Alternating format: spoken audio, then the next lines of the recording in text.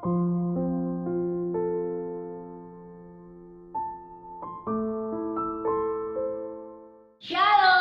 apa kabar adik-adik? Kita ketemu lagi pasukan Kristus.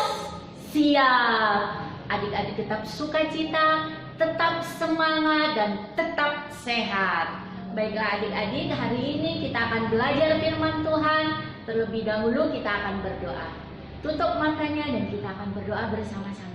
Haleluya Yesus, haleluya, haleluya, haleluya. Terima kasih Tuhan Yesus, kembali pagi hari ini kami datang kepadamu. Kami mengucap syukur ya Bapa buat kasih karunia yang telah Engkau berikan kepada kami. Tuhan Yesus, sebentar kami mau belajar firman-Mu ya Bapa. Engkau memberkati setiap kami Tuhan. Biar kami menjadi saksi-saksi-Mu dimanapun kami berada. Terima kasih Tuhan Yesus, hanya di dalam nama Tuhan kami Yesus Kristus kami sudah berdoa dan mengucap syukur. Haleluya, amin. Adik-adik pernah tahu nggak cerita tentang Jenderal Samila? Nah, hari ini Kak Desi akan bercerita tentang Jenderal Samila. Jadi, di suatu negara ada seorang jenderal yang bernama Jenderal Samila.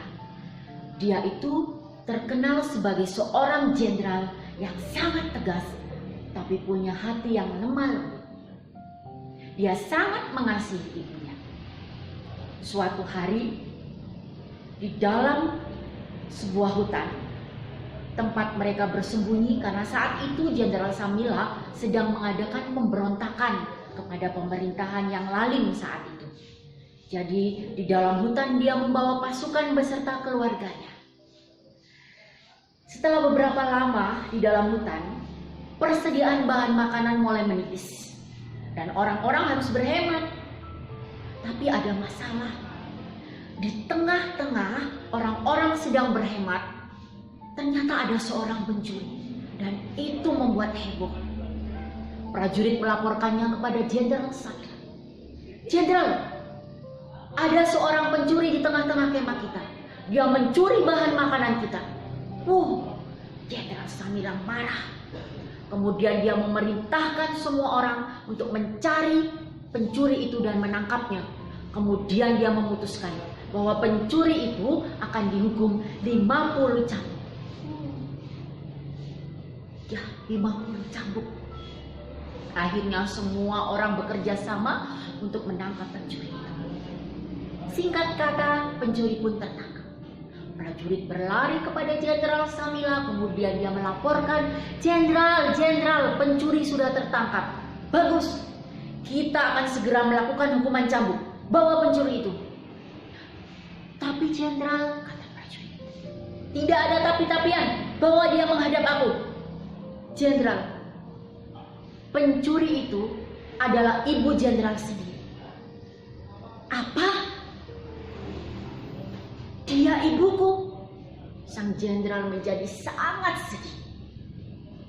Kemudian dia bingung apa yang harus dilakukan. Tidak mungkin dia menghukum ibunya yang sudah tua renta dengan 50 cambukan. Dan tidak mungkin pula keputusan yang sudah dibuat akan dilanggar oleh dia. Karena dia adalah seorang jenderal yang sangat tegas. Akhirnya, ketika masa hukuman itu tiba, Jenderal Samila datang menemui ibunya.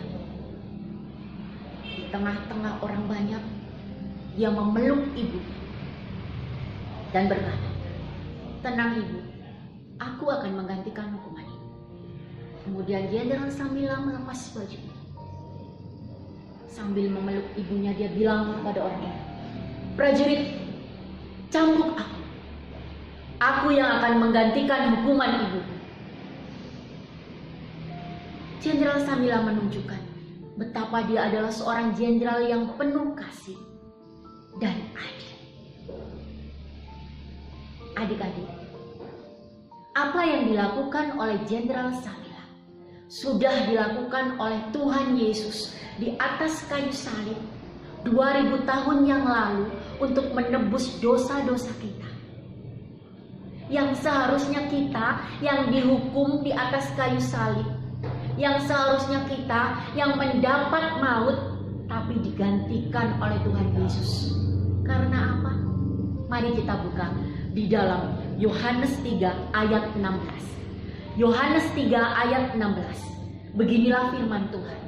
Karena begitu besar kasih Allah akan dunia ini, sehingga Ia telah mengaruniakan anaknya yang tunggal, supaya setiap orang yang percaya kepadanya tidak binasa, melainkan beroleh hidup yang kekal. Amin. Itulah cara Allah untuk menunjukkan betapa Dia adalah Allah yang penuh kasih, sekaligus Allah yang adil. Allah yang penuh kasih tidak mau menghukum umatnya, tetapi di sisi yang satu, Dia Allah yang adil, Dia harus menghukum umatnya. Dan kemudian apa yang terjadi? Allah mengaruniakan Tuhan Yesus sebagai bukti bahwa Allah itu penuh kasih dan adil. Tuhan Yesus mati di atas kayu salib untuk menggantikan kita, untuk menebus dosa-dosa kita. Jadi adik-adik semuanya, dosa-dosa kita sudah ditebus oleh Tuhan Yesus. Apa yang harus kita lakukan? Satu, kita harus tetap percaya, kita harus tetap beriman dengan segenap hati bahwa hanya Tuhan Yesus saja yang mampu menyelamatkan kita. Hanya Tuhan Yesus saja jalan kebenaran dan hidup. Hanya Tuhan Yesus saja yang menyediakan hidup yang kekal, surga yang abadi. Hanya di dalam Tuhan Yesus Kristus. Jadi, adik-adik semuanya, kalau saat ini mungkin kita sedang bersedih hati ya, karena situasinya seperti ini, setelah kita lockdown, sekarang kita new normal dengan segala aturan yang baru, tatanan yang baru yang harus kita sesuaikan lagi. Tapi kita percaya kepada Tuhan Yesus, kita berpengharapan kepada Tuhan Yesus, karena kasih Tuhan Yesus dahulu, sekarang, dan selama-lamanya tidak pernah berubah. Dan itu yang harus kita lakukan. Kasih kita sebagai anak-anaknya yang telah diselamatkan dan percaya bahwa Tuhan Yesus itu juru selamat kita, tidak pernah berubah. Kasih kita tetap sama sekarang dan selama-lamanya. Mari kita bersama-sama bergandengan tangan saling mengingatkan bahwa kasih Tuhan selalu ada di dalam hidup. Adik-adik yang terkasih, sebentar lagi kita akan beribadah di gereja dengan tatanan, dengan protokol kesehatan yang baru, dengan semuanya aturan-aturan yang harus kita tahu. Tapi roh kita akan tetap menyala-nyala. Dimanapun kita berada, kita belajar melayani, kita semakin mengasihi Tuhan. Amin, amin. Pasukan Kristus siap. Oke adik-adik, demikianlah firman Tuhan. Sebelum kita tutup, mari kita bersatu hati di dalam doa. Tuhan Yesus, terima kasih ya Bapa buat kasih karunia yang telah Engkau berikan kepada kami, buat anugerah keselamatan yang sudah Engkau berikan kepada kami. Terus perlengkapi kami ya Bapa, tutup bungkus kami dengan kuasa darah-Mu dimanapun kami berada. Terima kasih Tuhan Yesus. Ini kami anak-anak sekolah minggu GSI Atalika. Hanya di dalam nama Tuhan kami Yesus Kristus, kami sudah berdoa dan mengucap syukur. Haleluya, amin. Shalom.